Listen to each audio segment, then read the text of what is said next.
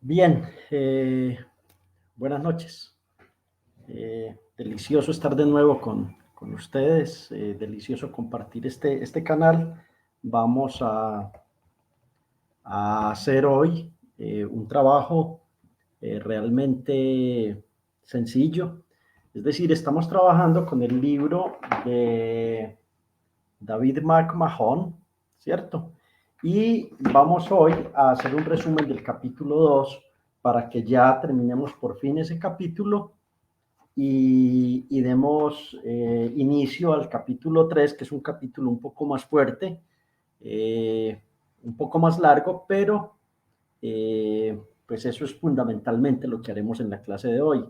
Hacer un resumen del capítulo 2, que es toda la parte de qubits, bases y notación de Dirac.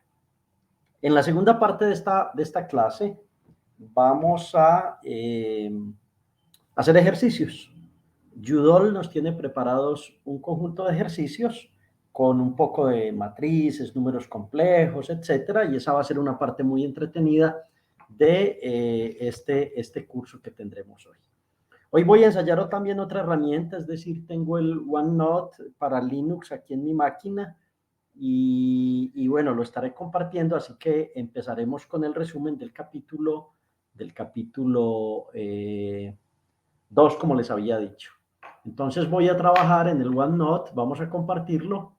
Un agradecimiento a Ana, de verdad que tu ayuda es importante.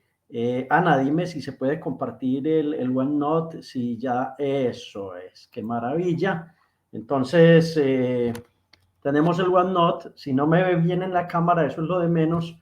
Yo voy a intentar pues hacer un primer trabajo en esta parte. Entonces, bienvenidos, bienvenidas y vamos a trabajar en el resumen del capítulo 2. En ese resumen, lo que hemos visto es que un estado cuántico se puede escribir en la notación de Dirac como alfa veces un ket 0 más beta veces un ket 1.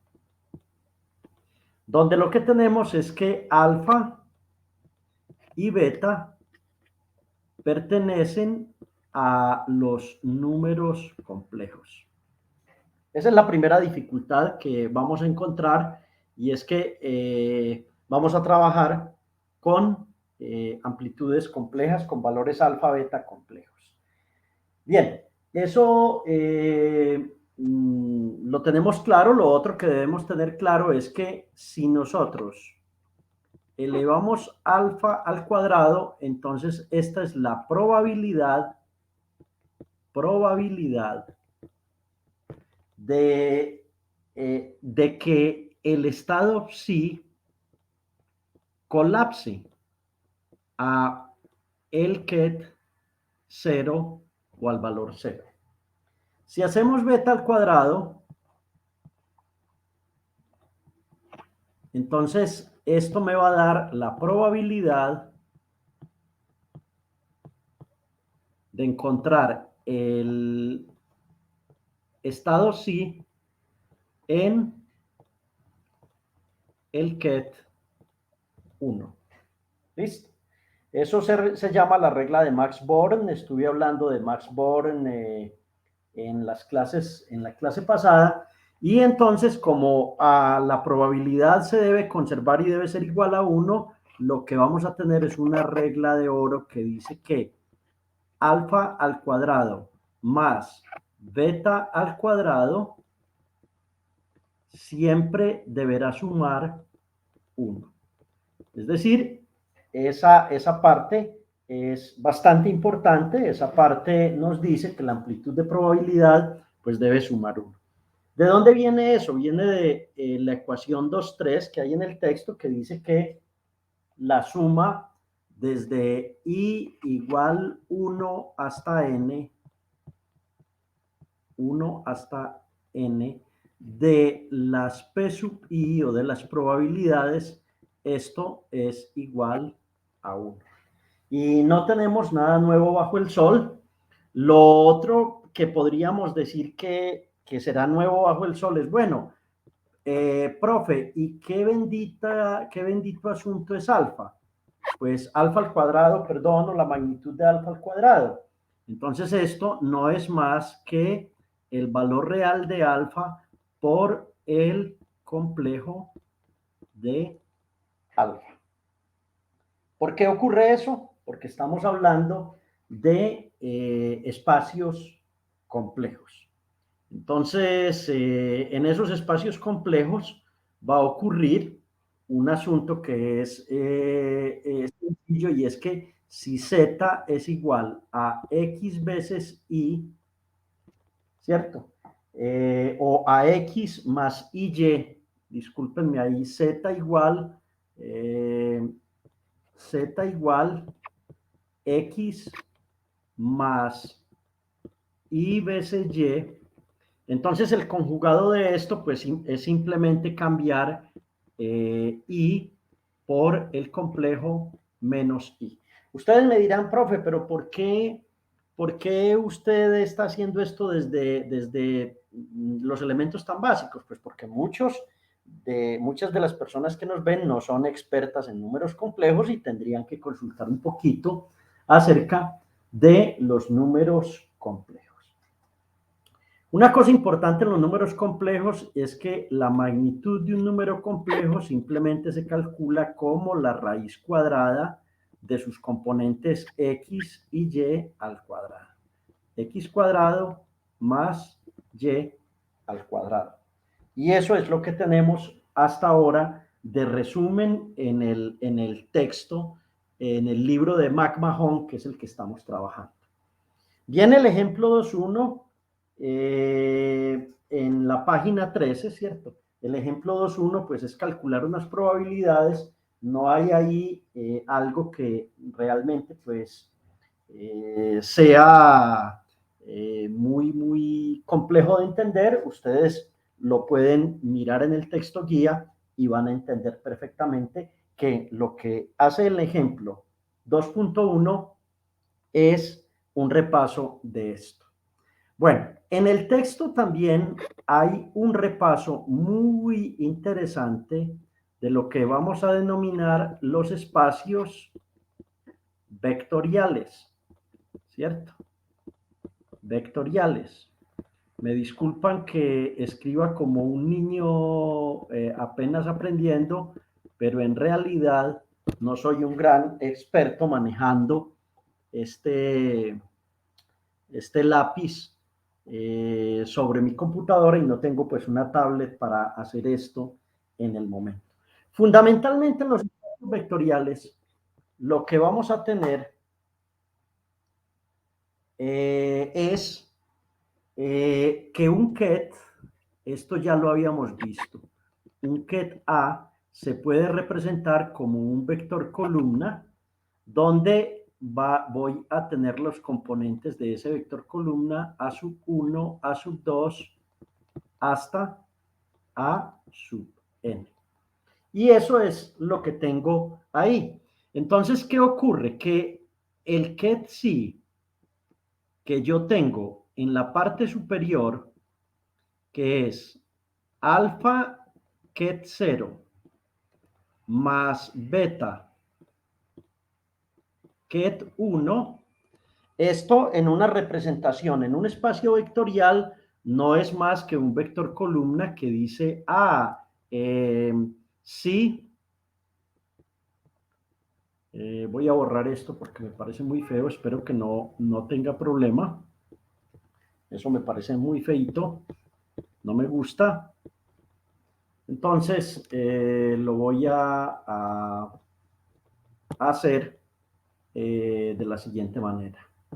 Ya borré, espérenme que mi lápiz no se me cuelgue, porque pues estoy aquí en un notebook que se llama P3X1 Note de Linux y a veces puede poner problemas.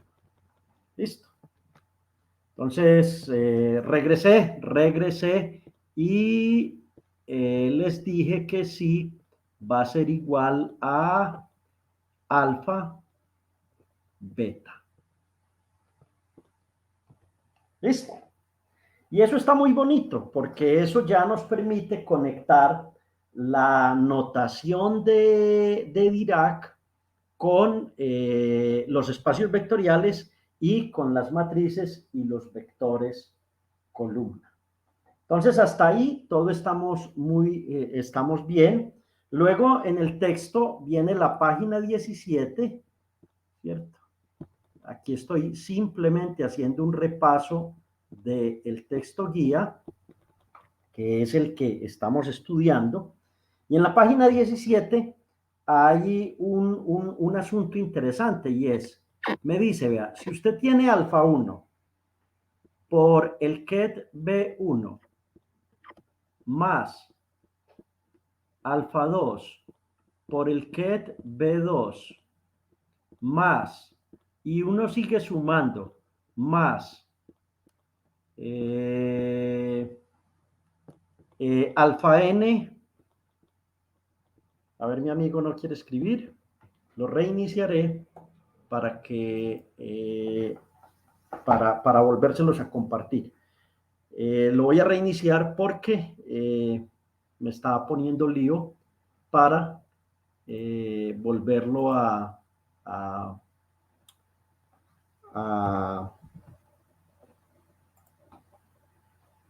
para poder escribir en el bien. Así que me disculpan, espero que me estén entendiendo. Estoy hablando de la página 17 donde estoy hablando de una combinación lineal de vectores que va a ser bastante importante en la computación cuántica. Bueno, regresamos. Voy a volver a compartir con ustedes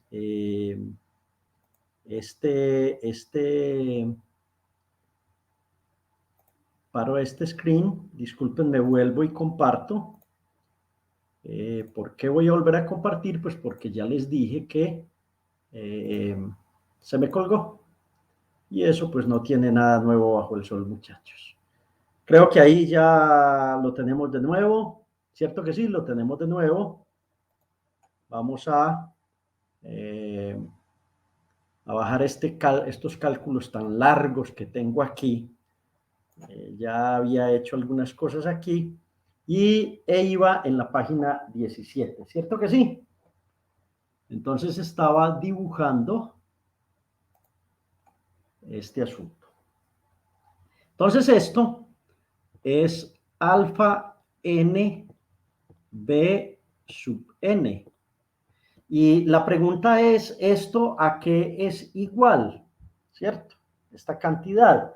Entonces, esto es una simple sumatoria para los que quieran acordarse, una sumatoria desde i igual 1 hasta n, ¿cierto? De alfa sub i por b sub i. Perfecto. Pero ¿qué es B? ¿Qué es el ket B1? ¿Qué es el ket B2? ¿Qué es el ket Bn? Esos kets en general tienen que ser kets bases. Tienen que ser bases que cumplan unas características importantes en todos los cálculos que voy a hacer en computación cuántica. Por ejemplo, la B1 va a ser la base 1, 0, 0, ¿cierto? El ket B2 en una base tridimensional va a ser 0, 1, 0 y el ket B sub 3 va a ser, ya lo adivinaron, ¿cierto? 0, 0, 1. Es decir, una combinación lineal de amplitudes alfa 1, alfa 2, alfa n en una base bien definida.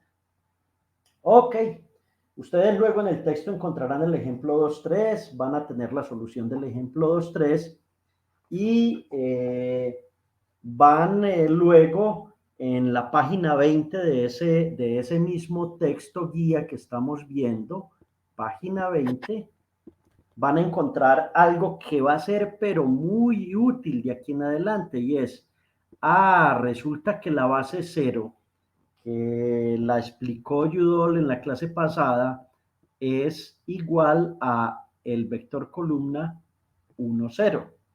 Y el ket 1 no es más que el vector columna 0, 1.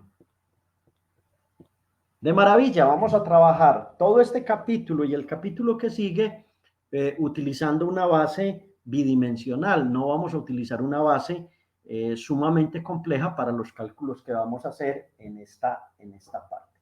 Uno podría definir otra base, incluso en el texto guía definen una segunda base que dicen, vea, uno puede tener una base U sub 1 que sea igual al ket 1, al vector columna 1, 1 y una base U sub 2 que sea igual al vector columna 1 menos 1. Y así sucesivamente. Hay distintos tipos de bases para expresar los kets y un estado en un sistema o en computación cuántica como tal. En general, el resultado que encuentra uno es que un ket-C se puede escribir como una combinación lineal de la suma de i igual 1 hasta n de unos coeficientes c sub i por una base que la llamamos b sub i. Listo. Y al expandir eso, eso va a dar C1 por el ket B1, C2 por el ket B2, C3 por el ket B3, y esos C son completamente complejos, son números complejos. En una de mis diapositivas de la clase pasada definimos el BRA-U por el ket B y dijimos esto es igual a 0.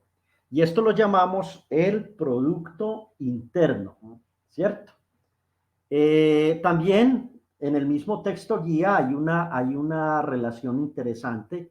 A mí me gusta esta relación porque vamos a aprender una álgebra muy bonita, que es el álgebra de los kets y los bra de Dirac. Y esta álgebra me dice, vea, si usted tiene el BRA-U y el ket-B y lo conjuga, eso es equivalente a escribir el BRA-U por el BRA-B por el ket-U. Y entonces todo anda de maravilla, de maravilla. Bueno, esta definición que se llama producto interno,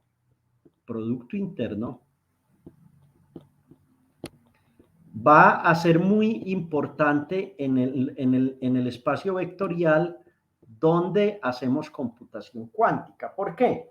Porque esto nos va a permitir definir la norma de un vector en un espacio complejo como un asunto que es igual a la raíz del producto interno de el BRA-U por el ket-U. No se asusten, esto es similar a escribir Z igual a, o la magnitud de Z igual a la raíz de, de los coeficientes o de los componentes al cuadrado. Pero eso es importante. Una cosa muy importante aquí es que esta cantidad BRA-U, ket-U, siempre será mayor o igual a 0. Y eso es una definición importante en el espacio vectorial sobre el cual vamos a trabajar. Ok. Bueno, hay una ecuación en el texto que es la ecuación 212 que nos va a mostrar un asunto interesante que es las relaciones lineales y antilineales entre los bra y los ket. Y voy a escribir eso porque es importante. Si usted tiene un bra u y lo multiplica por alfa b más beta w, así, este asunto va a ser lineal. Esto va a ser alfa por el bra u por el ket b, más beta por el bra u por el ket w. Eso se llama linealidad. ¿Por qué? Pues porque puedo sacar los coeficientes y puedo hacer eso como una multiplicación ahí interesante. Pero va a ocurrir un asunto que se llama antilinealidad si yo tengo alfa u más beta w, ¿cierto? Y expando esto con el ket w, por decir algo. ¿Sí? No, aquí estoy equivocado. Estoy equivocado porque esto es, este valor debe ser b, alfa u más beta b, por decir algo, o alfa b más beta u. Entonces estoy aquí equivocado en este asuntito y tengo que borrarlo para que ustedes lo tengan claro. ¿Sí? Entonces ya lo borré, voy a esperar que mi OneNote resucite. Él resucitará en 2 minutos y a mí me quedan 5 minutos para seguir haciendo este resumen. Bien, esperando aquí que reviva este OneNote, vamos a tener unos ejemplos que están en el texto guía, que son el ejemplo 2.4 y el ejemplo 2.5, que podríamos comentarlos en una de nuestras clases siguientes, ¿cierto? Entonces aquí tengo que poner B, ¿cierto? Y esto es W, y lo que tengo que hacer es,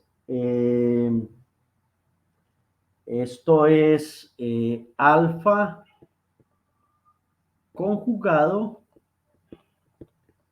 por U W más beta conjugado por B W. De pronto los confundí en la notación ahí. Miren la ecuación 212 del texto que estamos siguiendo para que tengan claridad respecto a eso. Siguen ejercicios muy interesantes y un concepto que creo que ya va a terminar el capítulo, que es un concepto muy interesante. Y es que estos espacios vectoriales tienen que cumplir una condición que se llama la ortonormalidad. Normalidad. Ortonormalidad. ¿Sí? Se me volvió a friquear mi OneNote. Sí, ya estoy enseñado a eso. Lo que pasa es que trabajo con un browser que no es de los browsers que ustedes, pues un browser tan normalito, y entonces a veces creo que es el notebook el que se me friega ahí. Pero la ortonormalidad va a ser un asunto importante porque tiene que garantizar que el bra A por el ket A siempre sea igual al valor 1. Siempre va a ocurrir eso en con los vectores ortonormales. Ustedes dirán, profe, qué cosa tan compleja. No, no, no. Cuando uno quiere aprender algo nuevo, ¿sí? Uno tiene que primero aprender el lenguaje de ese algo completamente nuevo. Y pues entrar en esos lenguajes no es tan sencillo, se necesita un poquito ¿de qué? Como de paciencia. Es decir, las curvas de aprendizaje son curvas que para cada persona son completamente diferentes y pues aprender un tema como computación cuántica pues va a exigir que cada uno de ustedes, eh, ¿cómo les explico?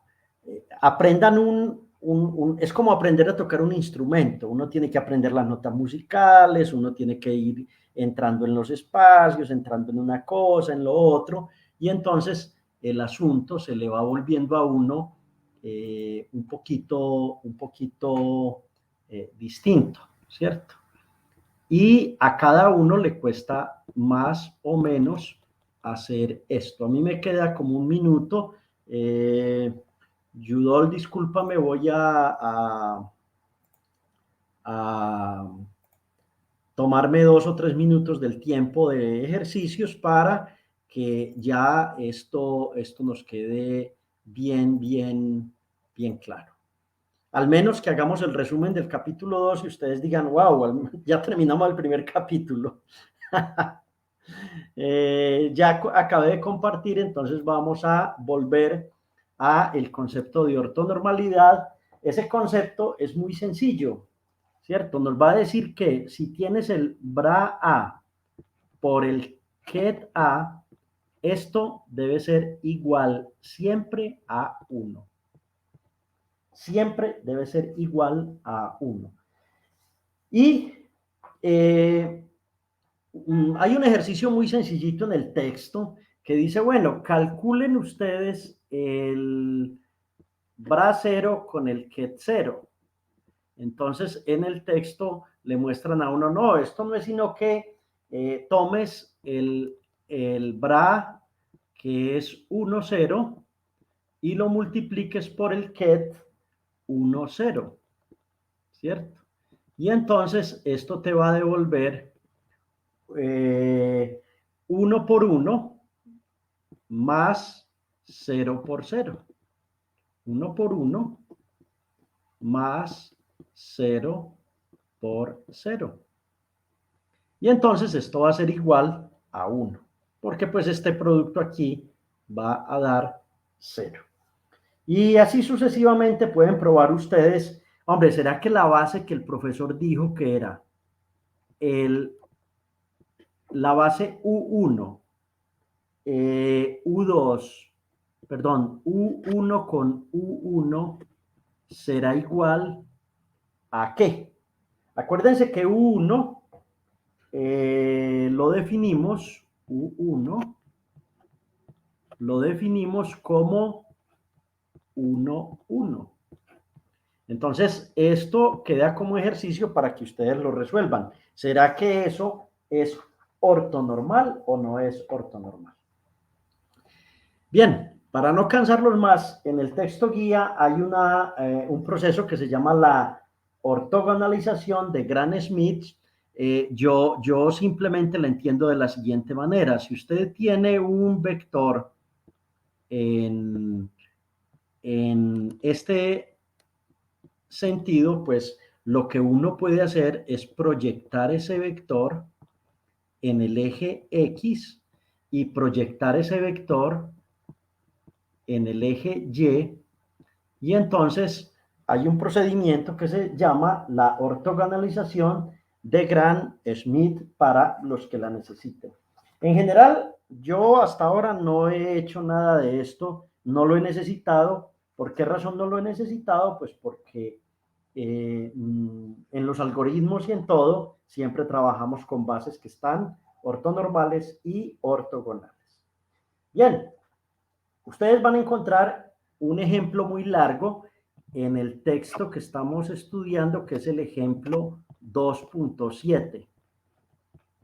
Ese ejemplo es un poco largo porque es aplicar estos conceptos de ortonormalidad sobre un estado psi que me entrega. Y por último, de este capítulo hay unas desigualdades, una que se llama la desigualdad de Cauchy-Schwarz. No necesitamos profundizar mucho en ella, al menos al nivel del curso de computación cuántica que estamos dictando. Entonces, con esto, yo termino mi resumen, son las 19:34, y ya tendríamos material para hacer los ejercicios 2.4, 2.5 y 2.6, y entonces mi propuesta para la próxima clase es resolver los ejercicios 2.4, 2.5 y 2.6 de la página 37 del texto que estamos trabajando. Listo, ese sería el trabajo de la próxima semana. Sobre todo el 2.6 es muy interesante porque trabaja con fotones y es bien bonito. Y luego seguiríamos con el capítulo 3 de este texto guía. Ténganme paciencia, porque si tienen paciencia, van a empezar a comprender muchos elementos de computación cuántica que son bellísimos y que son una cosa muy fascinante. Bueno, yo creo que, Yudol, ¿estás listo?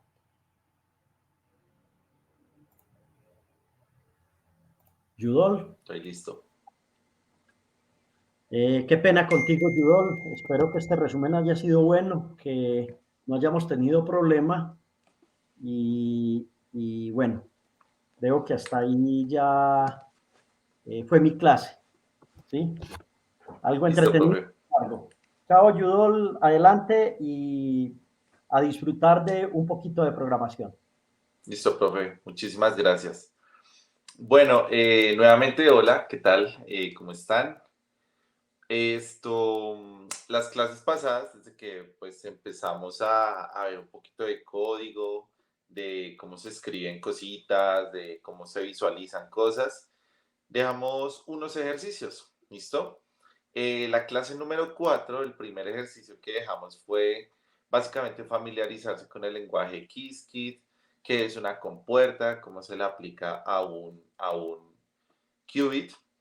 Y en la clase número 6 también vimos cómo se visualiza, ¿sí? Es la representación visual que siempre es de mucha ayuda para entender toda la matemática y todo el trasfondo que hay detrás de las cosas. Y se dejaron básicamente unos ejercicios para llegar a esa representación visual en el caso de cada uno de los qubits que tenemos, ¿vale? Entonces, lo que vamos a hacer ahora en este momento es solucionar esos ejercicios y explicarlos pues rápidamente. Bueno, entonces, nuestro hands-on, solución de ejercicios, recuerden que este documento va a estar en el repositorio del curso, en el GitHub del curso, y lo pueden correr en Google Colab y lo pueden modificar, le pueden escribir sus cosas y pueden experimentar con él. Siempre la idea de estos notebooks es experimentar.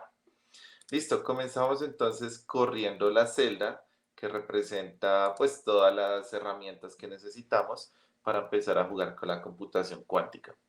Eso se demora ahí un poquito dependiendo el entorno que le asigna a uno Google Colab. Puede demorarse incluso un minutico, un poquito más, pero bueno. Mientras tanto, mientras va corriendo esto, vamos a recordar el ejercicio de la clase número 4, que fue un ejercicio muy sencillo. Bueno, sencillo entre comillas, ¿no? Pues todo tiene su nivel de dificultad cuando uno está empezando a aprender. Pero en ese ejercicio, ¿qué habíamos visto? Habíamos visto el lenguaje Qiskit, que tiene como unos simuladores, unas herramientas, que uno tiene que definir un circuito, porque no basta simplemente con decir, bueno, tengo un qubit. Cuando uno tiene un qubit en un entorno, sea real o sea simulado, uno ya tiene un circuito. ¿Por qué? porque el qubit uno lo va a modificar y cuando uno lo modifique y lo mida, esas son acciones que hacen parte de un circuito, ¿listo? Si no, sería simplemente un qubit por ahí libre y no nos serviría absolutamente nada. Bien. También teníamos que aplicar compuertas, graficar el circuito y todas estas cosas, ¿vale? Y medir el qubit. Entonces, el ejercicio era aplicar la compuerta de Hadamard a un qubit y mirar qué significa el resultado. Entonces, bueno, vamos a ver qué se hizo en ese caso. La primera línea siempre es importar el simulador y todas las herramientas de circuitos cuánticos. Entonces, por eso dice de Qiskit, importe circuito cuántico del simulador a ver y ejecutar, que esto es lo que nos permite correr. Entonces, lo primero que hacemos es crear el circuito cuántico con un solo qubit, con un solo bit cuántico. Entonces, QC es Quantum Circuit y es igual a Quantum Circuit de 1. Este 1 que tiene aquí adentro es que tenemos un qubit cuántico. Uno aquí puede definir qubits cuánticos y clásicos. Entonces, si yo pongo aquí un numerito y aquí otro, aquí es la cantidad de qubits cuánticos y aquí la cantidad de qubits clásicos, pero no nos vamos a enredar, solo vamos a poner un qubit cuántico. ¿Listo? Ahí está. Ahora le aplicamos la compuerta de Hadamard al qubit. Esto es tomar el circuito al que le llamamos QC y le ponemos punto H y le aplicamos la compuerta de Hadamard. Y 0 es la posición del qubit. Si tuviéramos más qubits, si tuviéramos 3 qubits cuánticos, entonces aquí el 0 es el primer qubit, el 1 es el segundo, el 2 es el tercero, porque pues así funciona la lógica de Python, ¿no? El 0 es el primer objeto, el 1 es el segundo. Y bueno, aplicamos la compuerta de Hadamard. Dependiendo de la compuerta que queramos aplicar, aquí cambiamos. La compuerta NOT es una X. La compuerta de identidad, la que deja el qubit quietico, es una Y. Y así sucesivamente. Entonces la de Hadamard es una H. Bastante sencillo en ese sentido. Ahora ya se lo aplicamos, pero toca medir el qubit después de haber aplicado la compuerta. qc.measure, measure de medir, y al de medir todo lo que esté en el circuito. Y finalmente ejecutar el circuito en el simulador y obtener el resultado de la medida. ¿Listo? Y print es para mostrarlo, porque pues aquí ejecutamos y hace todo, pero lo hace por allá adentro y no nos muestra nada. Y print es para que nos muestre el resultado. Corremos esto y básicamente nos muestra abajo el esquema del circuito. Tenemos un qubit, le aplicó mire, qubit, Q de qubit, le aplicamos a este qubit la compuerta de Hadamard. Luego de haberle aplicado la compuerta de Hadamard, medimos y aquí abajito obtenemos el resultado. ¿Listo? ¿Qué obtuvimos? Bueno, algo que olvidé decir es que tenemos 1024 mediciones, es decir, lo medimos 1024 veces. Recuerden que esto se trata de probabilidad. El hecho de medirlo una vez no quiere decir que ese sea el resultado para siempre. Lo medimos otra vez y puede cambiar. ¿Listo? Entonces uno tiene que medir muchas veces para obtener una probabilidad lo más cercana posible a lo que uno quiere. Listo. ¿Qué obtuvimos? Que del qubit en estado 1, el que representamos como una flechita abajo, tenemos 531 medidas y el qubit en estado 0, 493. Eso casi que es la mitad para arriba y la mitad para abajo. Voy a hacer una cosita y es poner la compuerta identidad para saber cuál es el qubit que teníamos al principio. Es decir, tener el qubit, no cambiarlo y medirlo y ver cuál es. Miren, acá abajo el resultado. Ay, esperen que no se alcanza a ver. Bajamos un poquito más, bajamos un poquito más. Y voy a agranar todo el texto. Listo. Entonces resulta que la compuerta de identidad no nos cambió el qubit, lo medimos y obtuvimos el resultado que el qubit 0 se midió 1024 veces. Es decir, solo tenemos un qubit, una flechita hacia arriba. Pero si le ponemos la de Hadamard, ¿qué pasa con ese qubit 0? Si le ponemos la de Hadamard, resulta que ahora ese que era solo la flechita hacia arriba, nos da una combinación entre flechas hacia arriba y flechas hacia abajo, es decir, entre estados 0 y estados 1. Y es una combinación que es casi 50-50, ¿listo? Entonces la vamos a medir varias veces. Miren, aquí tuvimos 511, 513. lo volvemos a medir y tuvimos 520, 504. A veces da uno más bajito, otro más alto, pero casi que nos da la mitad de probabilidad de obtener el 1 y la mitad de probabilidad de obtener el 0. Ahora, matemáticamente, porque esto también tiene matemática, ¿qué es lo que hicimos? Tenemos un qubit, ¿listo? Hagámoslo con el 0. Aplicamos la compuerta de Hadamard, ¿listo? A un qubit en el estado 0. ¿Qué obtenemos? Matemáticamente es aplicar una matriz a un vectorcito que es el 0. ¿Cómo representamos el vector 0? Como 1, 0. ¿Y cómo representamos la matriz H? Como 1 sobre raíz de 2, esta matriz.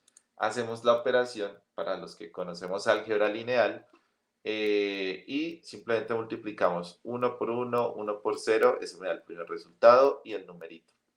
Y ahora, esto de acá abajo, 1 por 1, 1, menos 1 por 0, 0, y esto me hace el resultado y el numerito que siempre está atrás. ¿Qué obtuvimos? 1 sobre raíz de 2, 1, 0, 1 sobre raíz de 2. Aquí cometí un error. Uno tiene que ir con 1, 0 y otro con 0, 1. Qué pena. Un error de digitación. ¿Listo? Entonces, ¿qué sucede cuando uno obtiene este resultado? Pues nos da 1 sobre raíz de 2, qubit 0, más 1 sobre raíz de 2, qubit 1. Es decir, nos da un qubit que tiene una probabilidad de 1 sobre raíz de 2 al cuadrado de estar en 0 y 1 sobre raíz de 2 al cuadrado de estar en 1. Porque recuerden que la probabilidad es el numerito que acompaña al qubit elevado al cuadrado. Entonces, como el numerito que acompaña al 0 y al 1 es el mismo, cuando calculamos la probabilidad, que es elevar ese numerito al cuadrado, aquí otro error de digitación, se me olvidó poner el cuadrado, me da un medio. ¿Listo? Voy a corregirlo cuando lo suba. ¿Y qué significa esto? Que hay un medio de probabilidad de encontrar el qubit 0 y un medio de probabilidad de encontrar el qubit 1, que es justamente lo que nos dice este circuito. Encontramos el qubit 0 casi que con la mitad de las 1024 mediciones y el qubit 1 casi con la mitad de las 1024 mediciones. ¿Listo? Recuerden que es probabilístico, entonces nunca nos va a dar siempre 500 algo, no, 400, 500, 500, 400. Y lo podemos llevar a lo general. Cualquier qubit se representa, como ya lo hemos hablado, como un numerito alfa multiplicado por el estado 0, un numerito beta multiplicado por el estado 1, y aplicar la compuerta de Hadamard es multiplicar esa matriz por eso. Aplicamos las propiedades lineales, porque esto es álgebra lineal. Entonces, el numerito queda aquí, la compuerta multiplica a el vector, el numerito queda aquí, la compuerta multiplica el vector, o la matriz multiplica el vector, y eso es como tener aquí la matriz multiplicando a los vectorcitos, y aquí se hizo la operación, que es, bueno, 1 sobre raíz de 2, 0 más 1, 1 sobre raíz de 2, en este caso 0 menos 1, y nos da este resultado en general, ¿listo? Entonces ya ahí dependiendo de cuál es el alfa y cuál es el beta. Entonces es así como uno puede partir de un ejemplito y empezar a generalizar, y una cosa curiosa es que el estado 0 ahora lo mandó a 1 sobre raíz de 2, estado 0 más 1.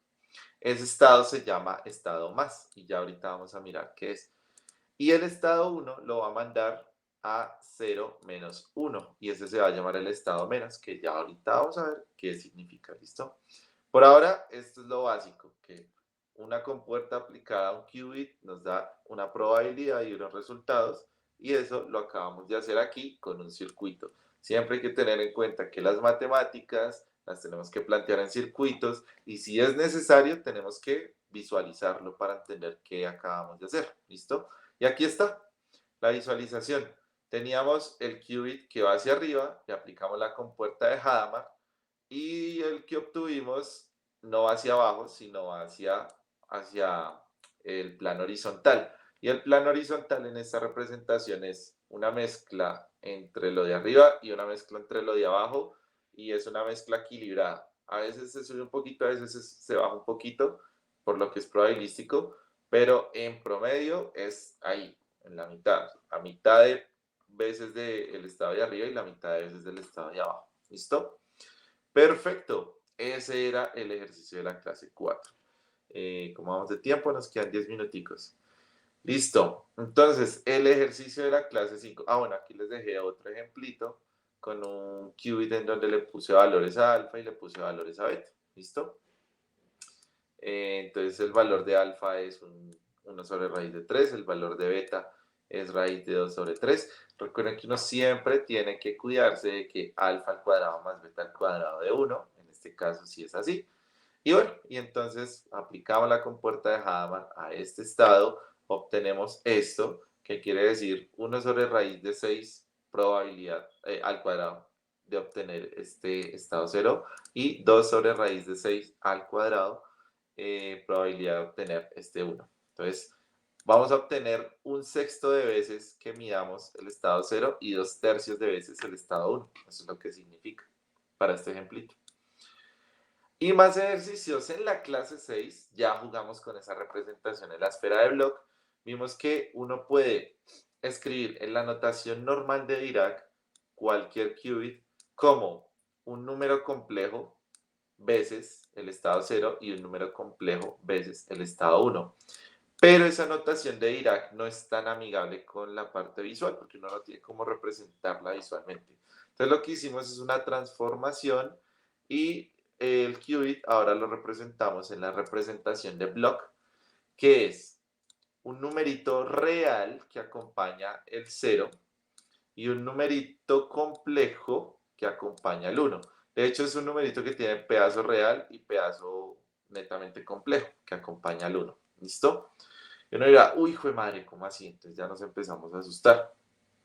Y nada, la forma más sencilla de convertir cualquier qubit a esta forma de block para luego dibujarla se vuelve casi como un modus operandi, es una cosa casi rutinaria.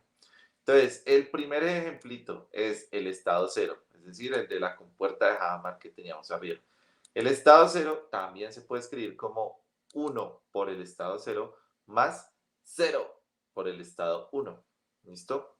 0 veces el estado 1, pues que me da 0. Y una vez el estado 0, pues que me da pues el estado 0. Y sirve. Y ahora lo comparamos por comparación directa con la forma de Bloch. Entonces tenemos que esto, coseno pi medios, debería ser igual a 1. Y esto que acompaña al 1 debería ser igual a esto que aquí arriba acompaña al 1.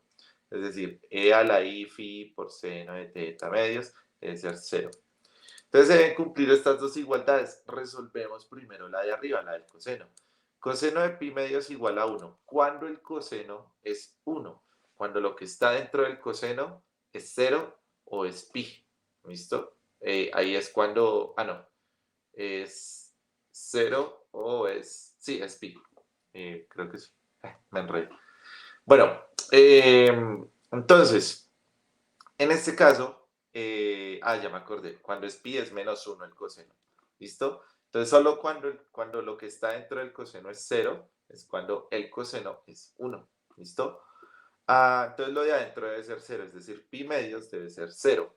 Y ahí obtenemos el valor de teta. Pi medios no, teta medios debe ser 0, ¿listo? Ahí está. Ahora, como teta medios ya lo solucionamos y sabemos que teta es 0, entonces lo reemplazamos acá en el seno y esto, seno de 0, me da 0. Y no importa qué valor le demos a phi, siempre seno de 0 me va a dar 0. Entonces, phi puede ser cualquier ángulo, ¿listo? Cuando ponemos esto en la representación, acuérdense que teníamos un pedacito de código que uno lo corre y uno le da los valores de teta y de phi en la representación de Bloch y le dibuja el vector. Entonces el valor de teta que encontramos es 0 y el valor de phi puede ser cualquiera, puede ser 1, puede ser 2, puede ser pi. Entonces ahí lo dibujamos y nos da flechita hacia arriba. Cambiamos el phi para que vean que no puede ser cualquiera. Phi igual a 3. Lo cambiamos y sigue dando flechita hacia arriba, es decir, el estado 0, que es la flechita apuntando arriba. Bien, el punto 2 ahora ya no es con el 0, sino con el 1. Entonces, ¿cómo representamos el estado 1? Como 0 veces el estado 0 más una vez el estado 1. Otra vez comparación directa, coseno de teta medios debe ser 0 y E por I phi seno de teta medios debe ser 1, ¿sí? Y bueno, entonces aquí está, coseno de teta medios debe ser 0 y E a la I phi seno debe ser 1. Coseno de teta medio es 0. ¿Cuándo el coseno es 0? El coseno es 0 cuando es, ese parte desde 1. Entonces, cuando es pi medios, coseno se vuelve 0. O vuelve a ser 0 cuando es 3 pi medios. Podemos quedarnos con el primer ángulo. Entonces, coseno de pi medios, 0. Y seno de pi medios, coseno de pi medios es 0. Quiere decir que el teta debe ser pi para que pi medios, teta medios. Y aquí está, teta es igual a pi, ¿listo? Reemplazamos eso dentro del seno. Seno de pi medios, ¿cuánto es? El seno empieza en 0 y en pi medios se vuelve 1. Y tenemos que hacer que esto sea igual a 1, o sea que seno de pi medios ya es igual a 1, pero lo que lo multiplica también tiene que ser igual a 1. Cuando e a la i phi es 1. Entonces ahí recurrimos al cálculo complejo, a la representación de Euler, y e a la i phi es 1 cuando phi es 0. ¿Listo? Entonces ahí, de ahí sacamos esto que teta es pi y que phi es 0. Lo reemplazamos en nuestro codiguito para ver si estamos en lo correcto. Ponemos teta igual a pi, phi igual a 0. Lo reemplazamos. ¿Y qué obtenemos en el dibujito? Flecha hacia... ¡Ay! Se me borró. A ver, está corriendo. Pero en el dibujito vamos a obtener flecha hacia abajo. ¿Listo? Que es como debe ser. Listo. Creo que me caí por un momentico. Flecha hacia abajo, que es como debe ser. Entonces queda la representación. Bueno. A ver, volvamos a poner teta, pi y phi igual a 0. Ahí, ya. Lo ponemos así, lo corremos y nos tiene que dar la flechita hacia abajo. Esperemos que corra y que nos dé el resultado. Qué pena que tengo el internet como lento.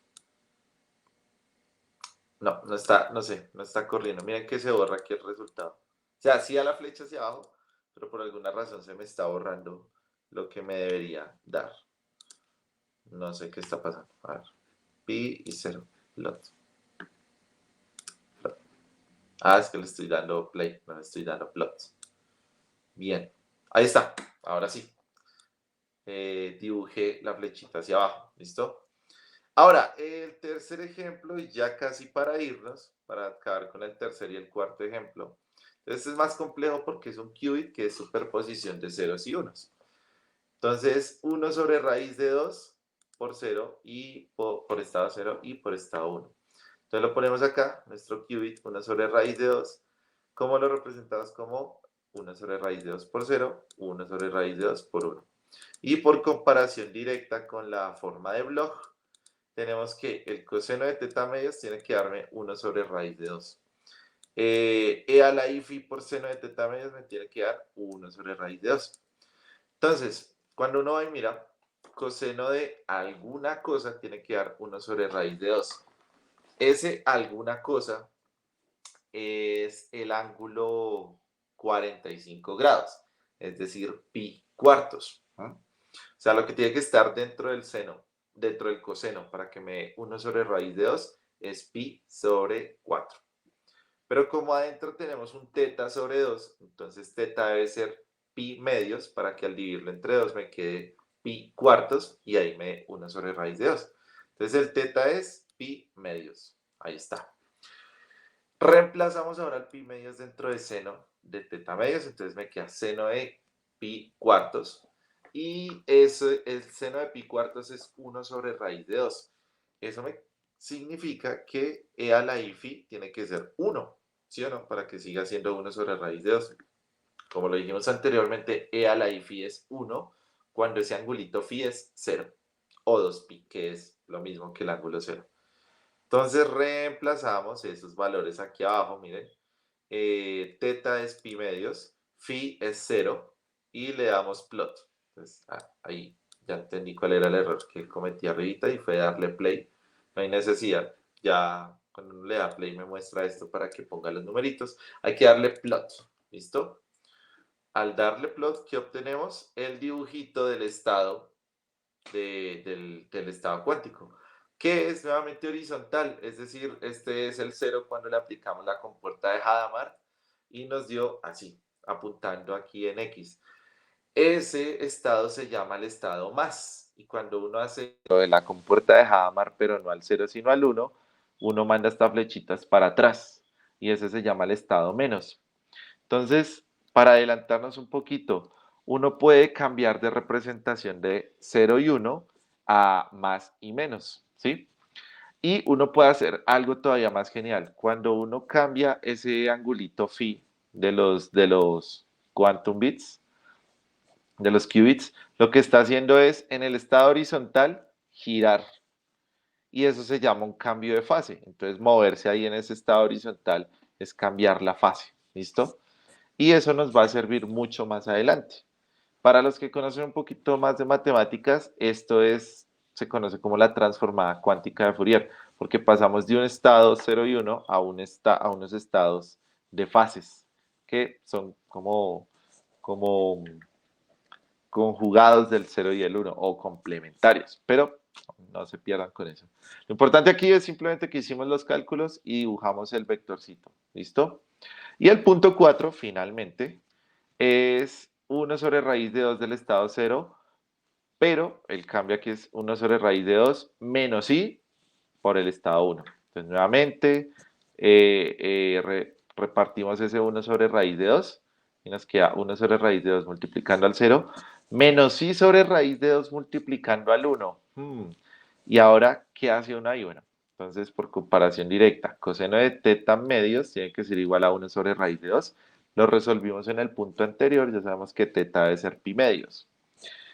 Pero entonces e a la i phi por seno de teta medios debe ser menos i sobre raíz de 2. ¿Y qué pasa? Cada vez que le salga un i, un menos i, alguna cosa de ese estilo, es porque ese numerito complejo está asociado a la exponencial. ¿Listo? Entonces, ¿qué pasa? Coseno de teta medios, 1 sobre raíz de 2. Cuando reemplazamos en el seno este pi cuartos o en este pi medios sobre 2, nos da 1 sobre raíz de 2 y nos queda multiplicando un menos i. Es decir, que este e a la i phi tiene que ser menos i. Cuando uno se acuerda de la representación de Euler, entonces se acuerda de ese angulito phi. Cuando es 0 es totalmente 1. Cuando ese angulito es pi medios es totalmente i. Cuando ese angulito es pi, entonces ese e a la i phi es menos 1, que es la identidad de Euler. Pero cuando ese angulito es 3pi, 3pi cuartos, perdón, aquí cometí, no, medios, 3pi medios, cuando es 3pi medios, entonces ya está casi por completar el resto del circulito. Y bueno, entonces ahí es cuando es menos i, porque está apuntando pues hacia abajo en la representación compleja de Euler. Entonces ese phi es 3pi medios. ¿Listo? Igual ustedes lo pueden hacer. Igualen e a la i phi igual a menos i. Y van a encontrar que es 3pi medios. ¿Vale? Y uno lo reemplaza aquí. Entonces esto es pi medios, ¿cierto? Y aquí esto es 3 por pi medios. Y uno va a dibujar esto a ver qué nos da, qué nos da, qué nos da. Lo dibujamos y obtenemos esta representación de la esfera de Bloch, ¿vale? Que es una superposición de más y menos porque está en el horizontal y acuérdense que más es en la dirección de X y menos es en la dirección de menos X. Entonces ahí tendríamos una superposición de más y menos en esa representación horizontal. Y ya, eso sería todo. Básicamente, el propósito de estos ejercicios era poner en práctica todo lo que nos enseñó el profe Alcides. Es decir, que si vectores, que si matrices, que cuando uno saca la probabilidad de un vector cuántico, qué significa esta probabilidad, cómo se calcula. Todas esas matemáticas que hicimos son básicamente para llegar a esta representación. ¿Listo? Eso era todo. Más adelante veremos todo lo que el profe nos contó de cuando ya los bits están superpuestos. Entonces, si yo cambio un bit, ¿cómo cambiar al otro? Y ahí es donde se empieza a volver un poquito más complejo, pero complejo en el sentido de cómo interactúan estas cosas. La idea es que para nosotros no sea complicado, porque para eso estamos yendo paso a paso, ¿listo? Entonces, nada, eso eran estos ejercicios. Me gusta hacer mucho los ejercicios que sean una combinación de las tres cosas. Matemática, para hacer desarrollo manual, siempre es importante el desarrollo manual, desarrollar las habilidades numéricas y de cálculo. Me gusta usar código para que uno empiece a familiarizarse con lo que es la computación cuántica, porque al final computar implica programar y programar significa pues poner todas esas ideas ahí en el computador. Y finalmente la representación visual siempre es importante porque para el cerebro es más fácil captar una idea cuando se puede ver. Entonces por eso siempre hay que dibujar el circuito cuántico, la compuerta o el bit o cómo se está comportando y ya más adelante, cuando uno ya tiene esa intuición, ya no necesita tanto el dibujo, sino simplemente se puede poner a hacer matemáticas y a hacer código, ¿listo? Y ya, para mí esa es como la sagrada trilogía para aprender cualquier cosa de este estilo. Es hacer código, hacer dibujitos y hacer cálculos. Y un cuarto punto usualmente es explicar una definición, para uno siempre saber qué es lo que está haciendo. Escribir, explicar para uno mismo, para los demás. ¿Listo? Y bueno, entonces con eso concluimos esta sesión. Espero que les haya gustado muchísimo, que les haya sido útil. Voy a retocar esos pequeños detallitos que están en el cuaderno y nuevamente el cuaderno quedará subido en el GitHub para que puedan observar nuestras grabaciones de la clase en YouTube y puedan ir a GitHub, descargar los cuadernos y usarlos pues a su gusto. ¿Listo? Entonces pues no siendo más, muchísimas gracias a todos los que nos vieron. Espero que tengan pues un excelente resto de semana y pues descansen. Nos vemos.